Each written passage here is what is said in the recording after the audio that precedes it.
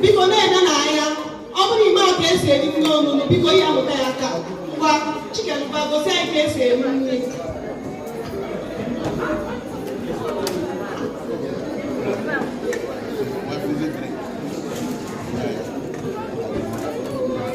Ọ sịrị ikpocha aka ekpere ka ọzịa dị nri.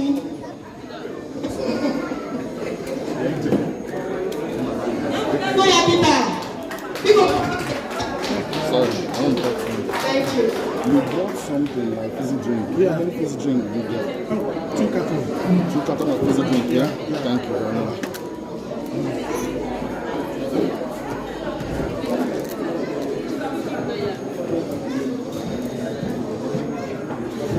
The next person I have is Deborah Alino.